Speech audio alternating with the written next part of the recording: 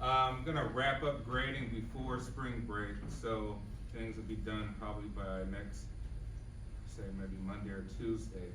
Make sure you get in all your journals or whatnot that you haven't gotten in, so we can take care of that. Today we're gonna talk about language. And so before we begin our discussion, we're gonna watch a short video about some indigenous cultures around the world in terms of how they communicate with one another.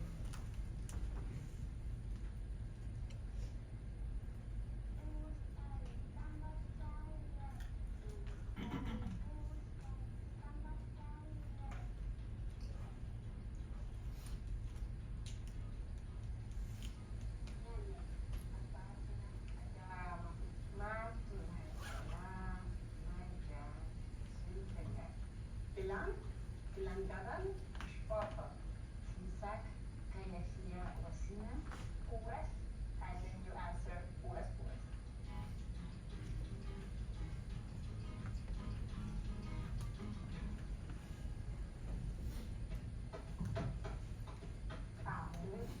This means thank you. We use this to say thank you to people and also to greeting when you meet somebody. Inulibo, ayilibo. Moso ay padidi, so ay daidi. Padaburi unsa kay mantir. Manima. Somos hijos de la tierra.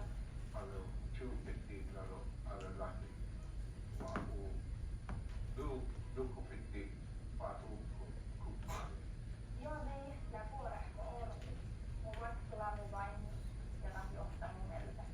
My home is in my heart wherever I go. The most beautiful thing about our language is that it's still existing. It's a language that we're fighting actually every day to keep it, and we want it to pass it to our kids.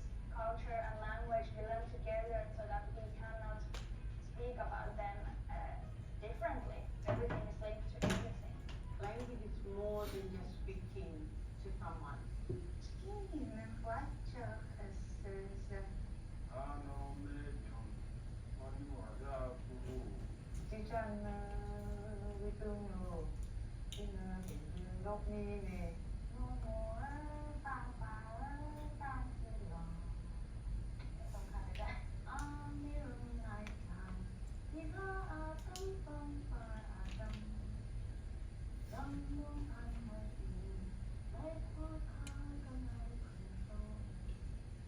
Wherever I go, it's home that I really miss most.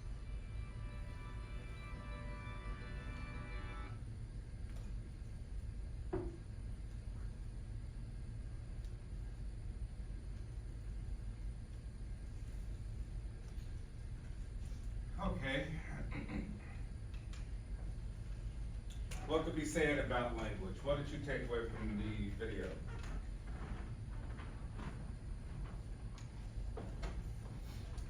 What were some observations that were made?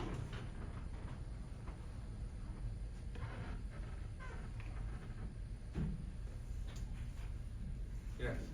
They said language and culture like are one with each other, so. So they're saying language is maybe specific to a particular culture. What is your definition of language? What would you describe language as? We think of just the term language. Yes. The way you communicate with somebody, or we communicate with somebody. Okay, so we say language is nothing more than forms of communication with each other, right? We say maybe we can do it with hand gestures, body language, right? We can use it just using words, sounds. Now, human beings are probably the most complex of all species as far as we know, in terms of communicating in all sorts of different ways, right?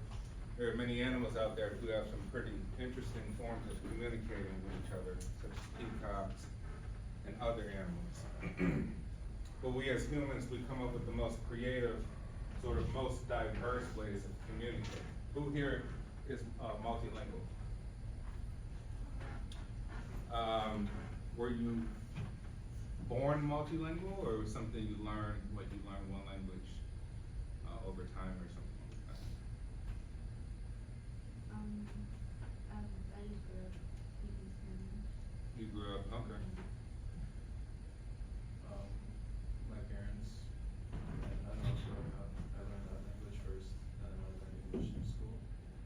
So you learned, Spanish first? No, Turkish. Oh, Turkish, oh, okay, Turkish. Oh, your family's half Turkish, okay. And who else?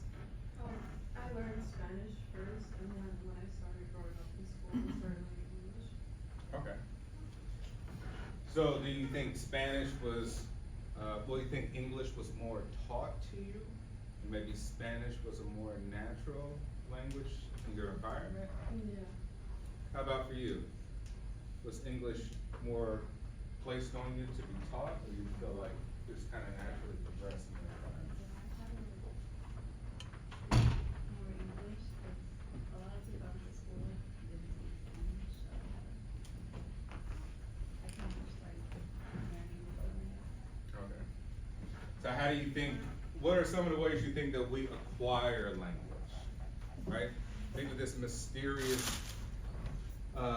way of how we communicate with each other. We speak, we say words. You understand my words that I'm saying right now, you interpret it. What are some of the ways you think that we acquire that sort of mystery, right? Acquire a mystery.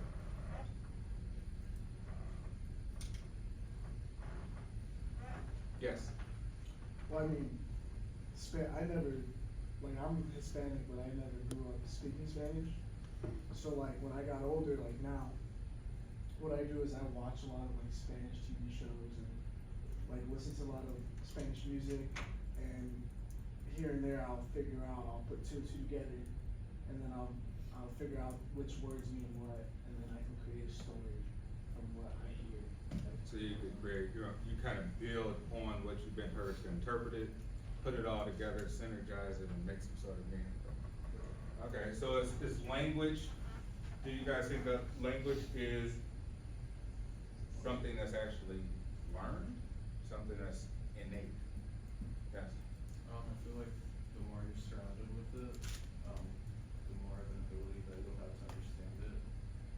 For example, like when you're born, you know, if your parents are speaking another language, you're going to know that language as you grow up, because that's how you guys are starting to communicate. And another example is like if you move, let's say, if you move to a different country, and you're constantly surrounded with this language, then over time you'll start to pick it up as well. It might be broken, but over time you'll still start to understand. So you think that language maybe is something that has to deal with survival of your environment? I suppose so, yeah, to get around. Okay. Anyone else think that language is innate or something that's actually like learned? Or maybe a little bit both? Think of this, how do babies understand what people are saying and start to, over time, start to repeat those things? Right? It basically said we have to have something in our brain already there in place, some sort of mechanism by which we say there's something already there to perceive things, to pick up communication, and to make sense of them and spew them back out probably in the same imitative way. Right?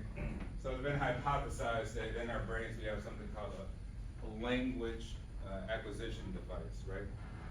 Something in our brain in which we are to acquire language to make sense of things and be able to imitate it back, speak it back. Now language is interesting. How many languages we think we have in the United States? What to name some of them? That are just like natural to this country, you would say. Just English and Spanish. Do we have any other forms of languages, like smaller, like what? All right, sign language. What else? Like if you've driven across the country, what are some other forms of languages that you've heard in different places?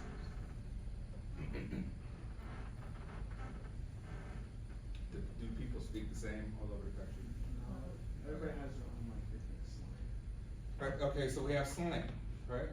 So what are some examples of slang?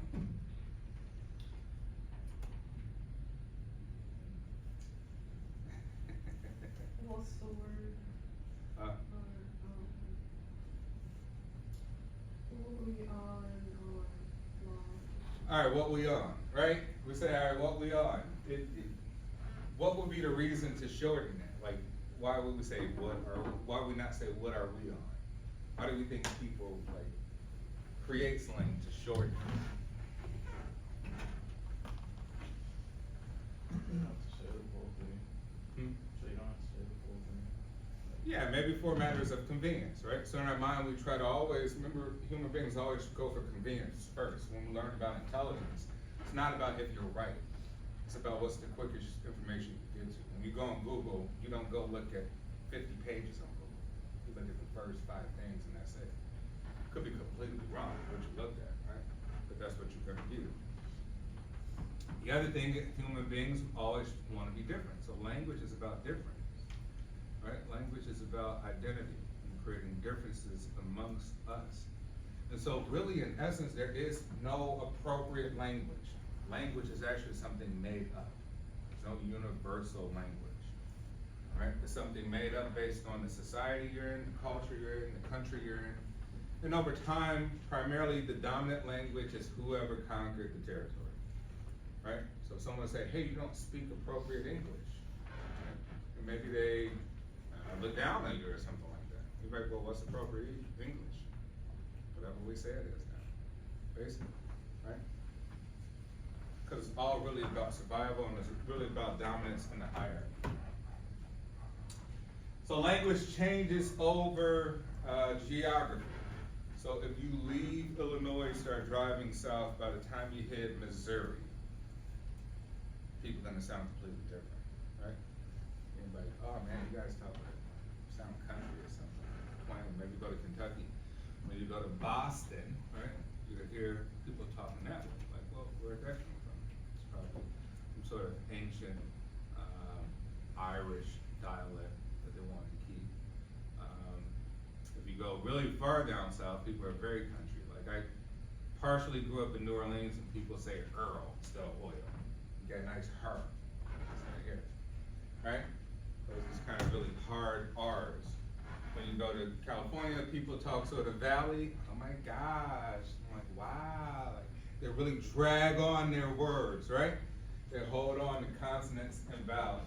But it's all English, right? It's all English in some sense, and it changes over geography. Anyone ever been to Europe? Never. So here in Europe, Europe is fascinating because so many countries so close together, so you can take a train and just bounce around different countries.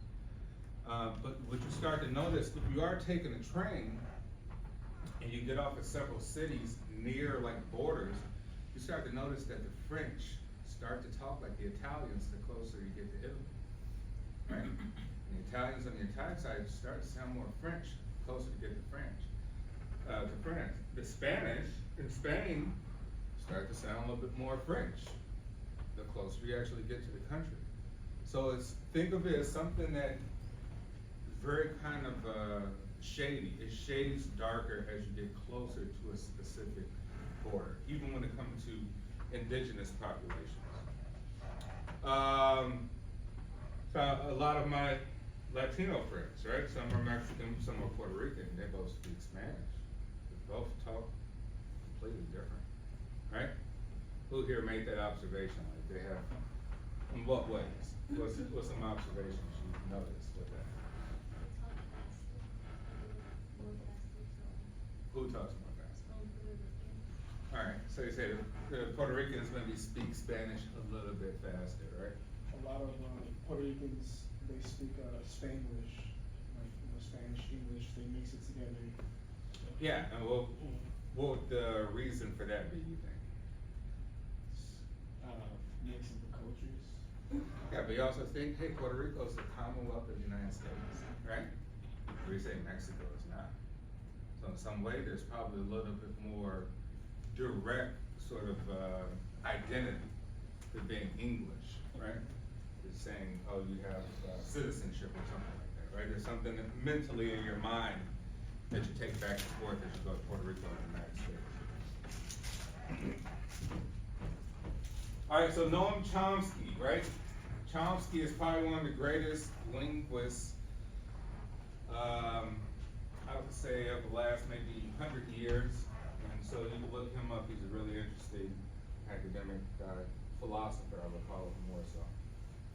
So he theorized that language is unlearned human trait, which means we don't need to be taught it, right? Basically, we have natural and artificial. So you say, hey, I went to school to learn literature and English. Like, oh, you learned an artificial language, right?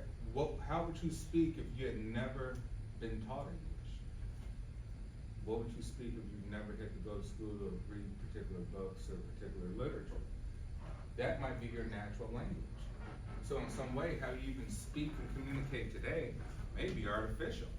It was promoted onto you from the schools you went to, from the country you live in, that says this is the dominant language and this is how we speak it, right? So in some way, language is sort of ambiguous, right? Because they always think like, hey, do you speak proper English? I'm like, what's proper English? Is it like Shakespeare or something like that, right? Proper English is whoever's in power that says kind of what proper language is, right? It really doesn't mean much. And so going back to intelligence, when we think of these biases and how we perceive people, we're like, oh, this person's, not intelligent because they don't speak English or proper English, right? We project all these sort of biases and we say like, oh, you're not as smart. Like, that's not necessarily true, right? Because we say like, whoever's in charge is dictating the language, and language changes over time. Your generation has a totally, probably new way of communicating, right? When I was growing up, we didn't have memes, right? We didn't have emojis, right? We didn't use as many acronyms to describe things. We had slang, definitely, I grew up in a teenager in the late 90s or whatever. So yeah, obviously it was like hip hop and slang and all this stuff. But now, you guys have your own sort of language in some way, how you communicate, right? And people are starting to adapt to that because that's really becoming the standard, right? Everybody kind of uses emojis or acronyms to describe things while they're communicating on their phone. So Chomsky thinks that we have unlearned human trait of language and a universal grammar, which means it's already there. We already have some component of the language when we are born, right? Because babies know how to perceive communication when they come, right? Babies get bored, and you can observe that if they're bored based on what they're hearing. So if you play a sound that has the same repetitive sound, you can watch them suck on their baba, right? Or their binky or whatever, and they'll like stop and get bored and start crying. Then you put on something that changes in the sound, different sounds, they won't be bored, right? They'll suck faster. So you could just observe that by watching how fast they suck, or if they stop sucking on like their binky or whatever. Right, so Chomsky thinks we have a universal grammar already predisposed with one as we are born, and the other stuff that we learn over time, which we would describe it as an artificial language, right? This is something that's promoted on us based on society, politics, what country we live in, what culture we are born into. Botson and Tomasello, some other researchers, kind of go against the grain. They say world languages are more structurally diverse than the universal grammar system, and grammar is learned from the distinct patterns heard. So what could be the truth between the theories? Maybe usually a little bit of both, right? We don't have all of the mechanisms to learn the vast amount of languages that we know. Now it has to be taught, right? Things have to be taught to us.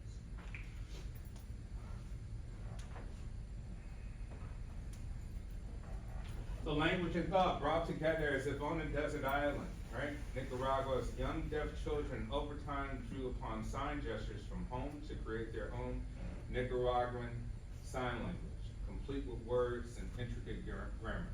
What does this tell us about language? What does that tell us about language?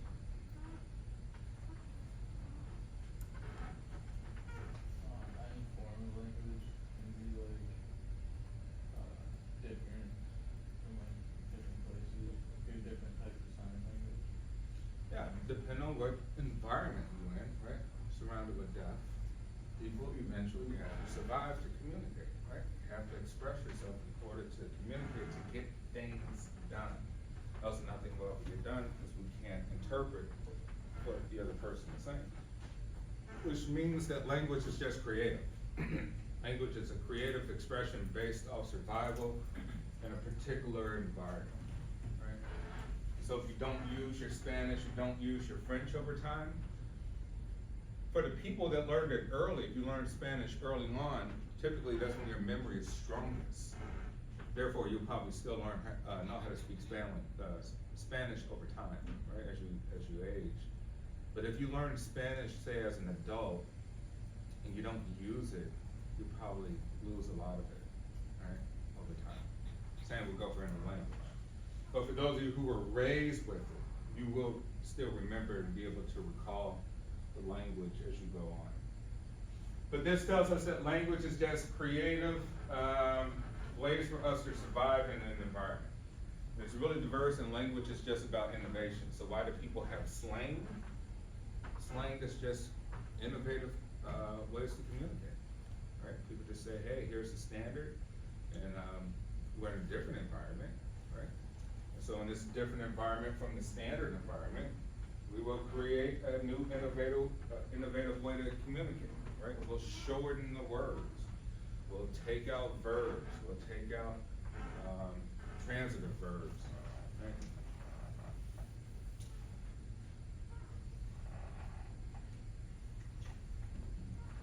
All right, receptive language, recognition of differences in speech sounds, preference for face sound matching, right? So we talked about this when we talked about early childhood development. We say that, hey, you're in your mother's womb. Even though you're in the womb with the amniotic sac, you still can receive sound waves from the outside environment. You could receive the sound waves from your mom talking, so you've already decoded your mother's voice, interpreted her voice. And it's the one you hear most, so that's the one you're most familiar with. But if you're around a bunch of people that are constantly in your presence, you probably recognize them too. You probably recognize them by their voice by the time you actually enter the world, right? You may pick up some of what they've been saying and sort of interpret it and say it back over time as they would say it.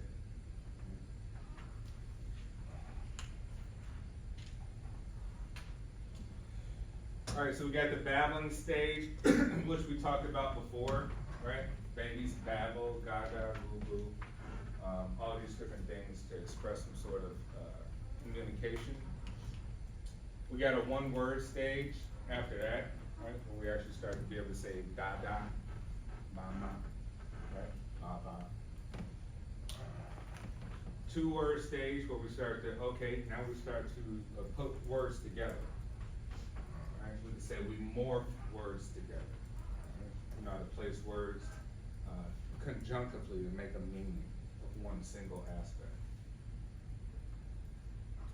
And then we got telegraphic speech, which is basically just something to describe something, right? Speaking something to describe something. You can say car, right?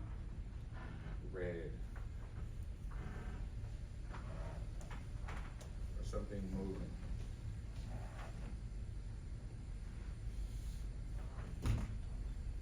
All right, so at 4 months you babble, right? We say I go. 10 months we say babbling resembles household language, mama. At a year old, you got one word speech. Cat is in the house running around, or you see it on TV. You're able to say kitty to describe the cat. Right? At 2 years old, you're able to say, get bald. I think 2 years old, you probably able to say a lot more than that. My daughter is about to turn 2, and she can speak a lot more than just 2 words. Right? And past 24 months, rapid development into complete sentences. So my son is like 3.5, and at that point in time, they sort of describe everything that they see, right? They'll like tattletale on other kids. They'll describe something you did wrong. They'll tell you what they did at school. Right? So they're able to form sentences, and even probably more than sentences, to describe actions or something that's happened.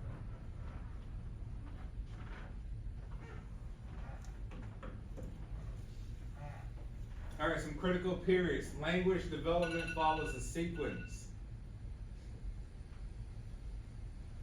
Think of this, language development follows a sequence. So, we order words together for it to make meaning. So if I say you and me, you're like, that's incorrect, Professor Ross, you mean you and I, right? Right? At this point, we've been taught how certain things should be formed together to be appropriately described as things, right? Childhood represents a sensitive period for mastering certain language aspects, and the ability to master any language is lost at around age 7 if exposure to spoken or sign language does not occur. So we say past the age of 7. That's why for people who've learned Spanish or another language early on in life, you've probably mastered it. It's probably part of your long-term memory, right? People who've tried to learn it past that age, if they don't use it often, it's not going to stick in long-term memory, right? You'll lose a lot of the smaller components of the language. And prelingually deaf children born to hearing, non-signing parents typically become linguistically stunted, which means we have to do something, right? You have to try to communicate something to your child, whether it's just hand representation, body gestures, some form of communication.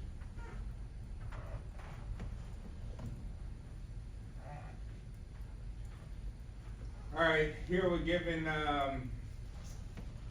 language and thought together. We're talking about immigration. So here on the chart, you say the older the age of immigration, the poorer the mastery of the second language. So think of this for the people who are bilingual, right? If your parents or your grandparents are immigrants and say they come over to this country later in life, a lot of them say, I don't care to speak English. I don't care to even learn it, right? They just try to survive by sticking around more of their culture, right? Because it's very difficult. So think if you have an immigrant grandmother and she's, kind of come over later in life from her native country, and she's taking English lessons, or she's just trying to learn from TV or as she goes and moves around, that it becomes extremely difficult for her to pick it up, right? It becomes more difficult to master the older we get.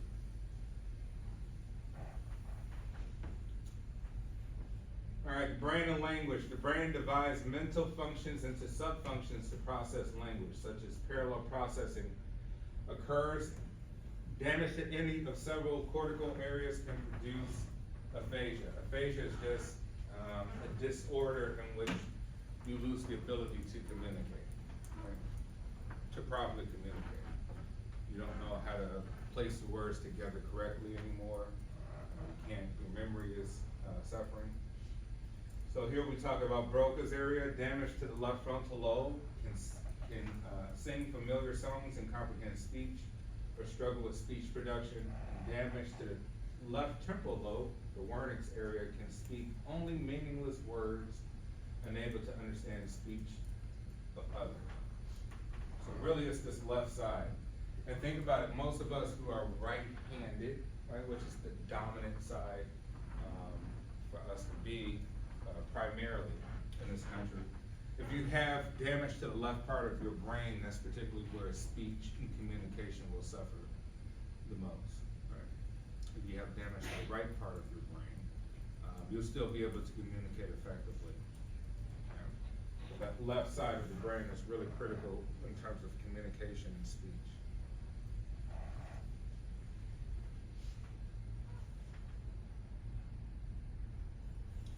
All right, do other species have language? Right, some animals display basic language processing.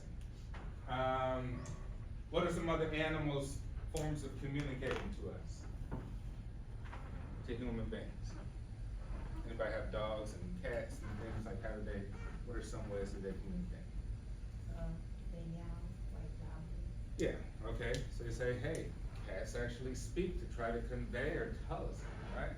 Dogs may bark to alert that there's some sort of danger or something's going on, or to get his toy to throw it or something like So just from the basic, household animals such as dogs and cats, we can determine that many animals probably have ways of communicating, right? Bees communicate through, pheromones.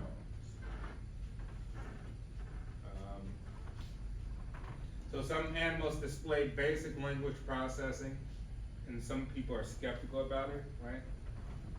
They say simple 8 vocabularies are limited. Of course they're limited, right? They're not as complex as ours. The learning may be mimicry, not language. But language could be imitation as well too, because think about it, we're being learned artificial languages, thus we are mimicking each other in some way, right? And perceptual sets are not clearly seen, and rules of syntax are not evident. What's syntax?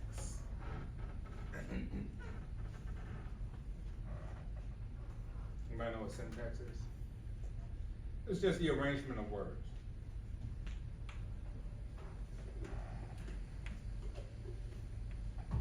Right? How we arrange words in a sentence for it to make sense.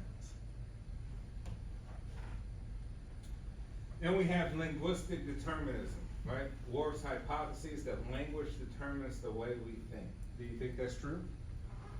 Do you think your language determines how you think?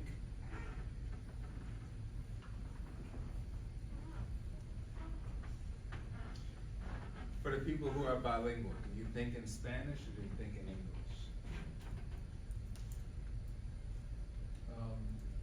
Well, do you speak in, think in Turkish or do you think? Yeah, this speaking, like, I think in Turkish, like, when I have, like, let's say, like, I'm thinking about something, like, it's in Turkish, if that makes sense, like, in my head.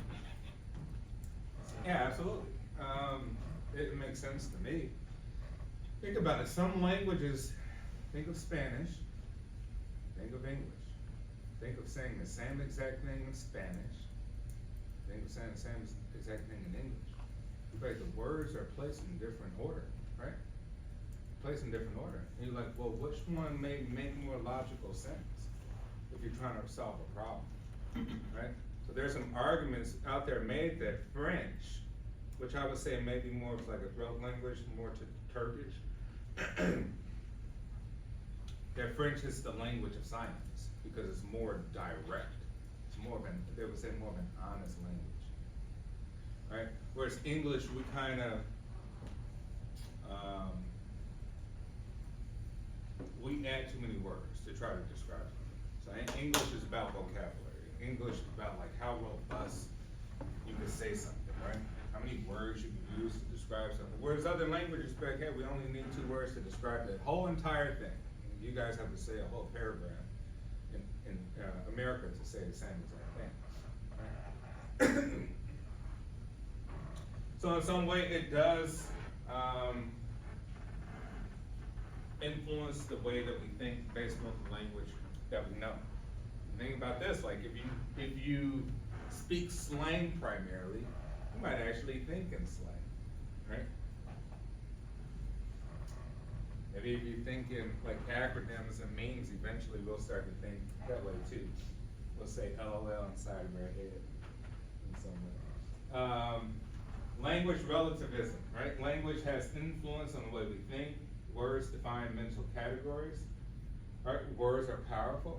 We know that people are very emotional towards words, right? People become triggered just by words, so words have a lot of power.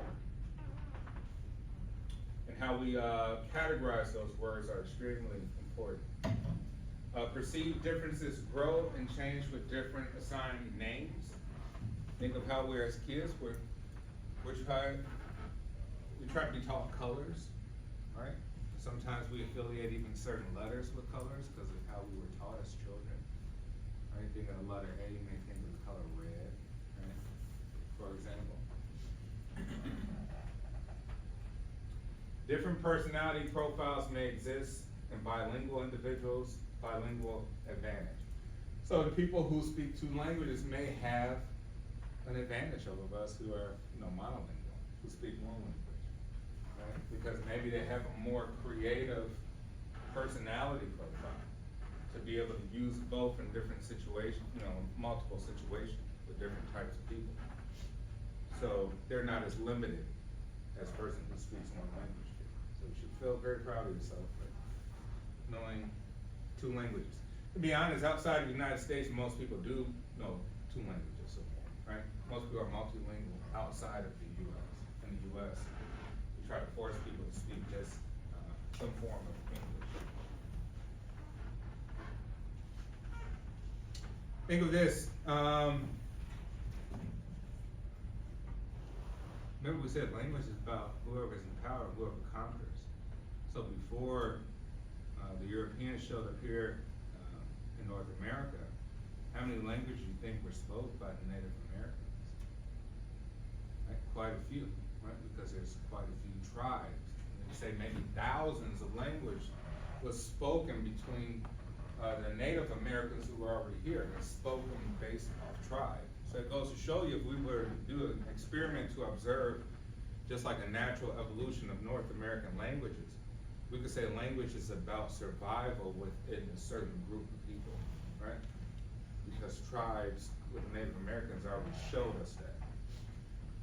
Right? The Native Americans didn't all speak one language. They couldn't even understand each other if they went from this, Kentucky to Illinois or something like that.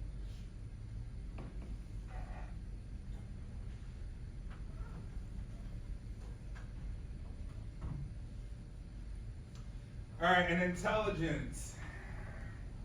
We talked a little bit about intelligence, but let's try to sum up intelligence.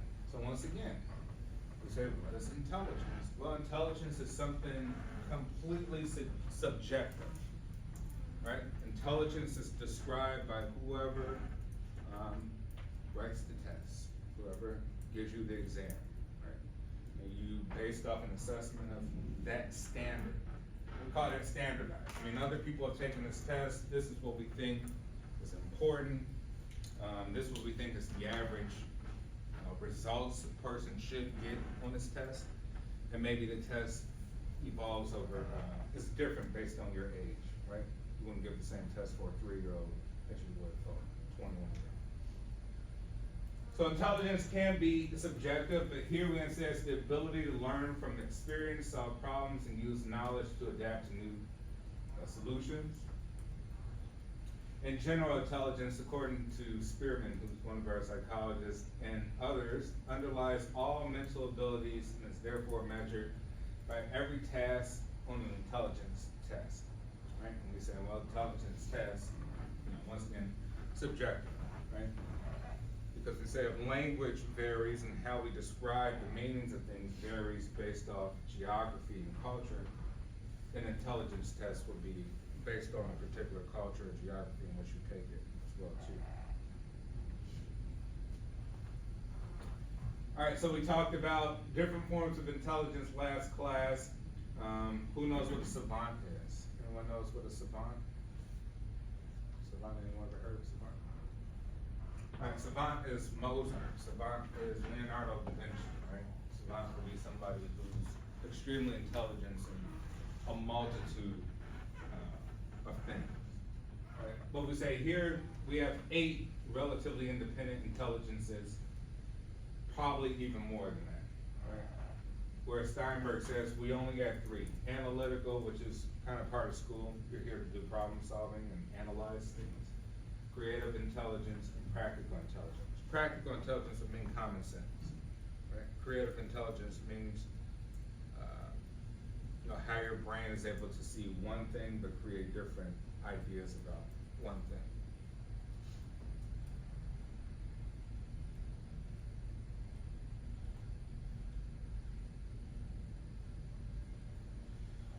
All right, emotional intelligence, right? Perceiving other people's emotions, right? Are you able to see that people are mad, angry, upset, bored, happy? Are you able to perceive those things? Understand your own emotions, right? Understand other people's emotions based on the context in which you observe them, based on what's happening. Also, intelligence for emotional side is managing them, right? Are you able to manage your emotions? Some people say, may see you're out of control, right? You're emotionally out of control, which means you may not you may lack a low intelligence for your own emotions, the ability to control them. So someone who can't control their anger, they get angry and they can't control it, they fly off the handle, we can say, well, that person has a low emotional intelligence, right? They're not able to understand their own emotions and manage them as well too. Some people are extremely intelligent when it comes to emotions, and it gets them really far in life. Now you can be emotionally intelligent and become wealthy because you know how to play off the emotions of others, right? But you may lack in a lot of other areas of intelligence.